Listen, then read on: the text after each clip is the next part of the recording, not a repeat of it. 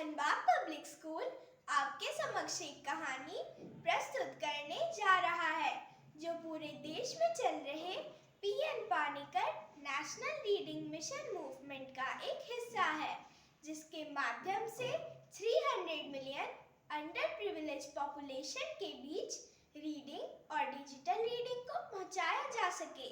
आज की यह कहानी मैं सिद्धि कुमारी कक्षा चतुर्थ F की छात्रा आपके समक्ष प्रस्तुत करने जा रही हूँ, जिसका शीर्षक है आखिरी प्रयास।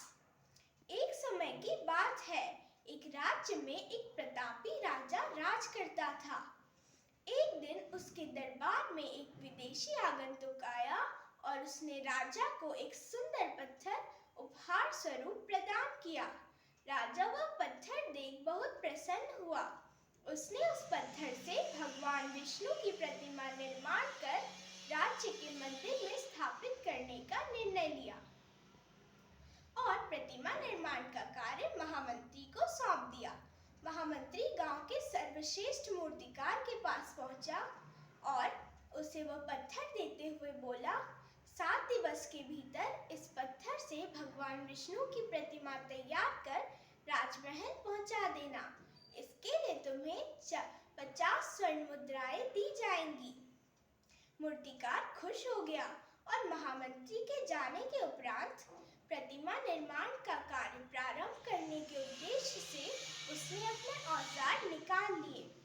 अपने औजारों में से उसने एक हथौड़ा लिया और पत्थर तोड़ने के लिए उस पर हथौड़े से वार करने लगा, किंतु पत्थर जस का तस रहा। मूर्तिकार ने हथौड़े के कई वार पत्थर पर किए, लेकिन पत्थर नहीं टूटा। 50 बार प्रयास करने के उपरांत मूर्तिकार ने अंतिम बार प्रयास करने के उद्देश्य से हथौड़ा उठाया, किंतु यह सोचकर पत्थर पर प्रहार करने के पूर्व ही उसने हाथ खींच लिया कि जब 50 बार प्रयास करने के बाद भी यह पत्थर नहीं टूटा तो अब क्या टूटेगा। वह वापस महामंत्री के पास गया और उसे पत्थर लौटा आया और उसने कहा कि इसे तोड़ना नामुमकिन है। महामंत्री को हर स्थिति में राजा का आदेश पूर्ण करना था, इसलिए उसने प्रतिमा निर्माण का कार्य राज्य के एक साधारण से मूर्तिकार को सौंप दिया। मूर्तिकार ने पत्थर लेकर महामंत्री के सामने ही उस पर हथौड़े से वार किया और वह पत्थर एक बार में ही टूट गया। पत्थर टूटने के बाद मूर्तिकार प्रतिमा बनाने में जुट गया। इधर महामंत्री सोचने लगा कि काश पहले मूर्तिकार ने एक अंतिम प्रयास और किया होता तो सफल हो गया होता और 50 स्वर्ण मुद्राओं का हकदार बनता। इस कहानी से हमें यह सीख मिलती है कि यदि जीवन में हमें सफलता प्राप्त करनी है तो बार बार असफल होने पर भी हमें तब तक हार नहीं माननी चाहिए जब तक कि हम सफलता प्राप्त ना कर लें।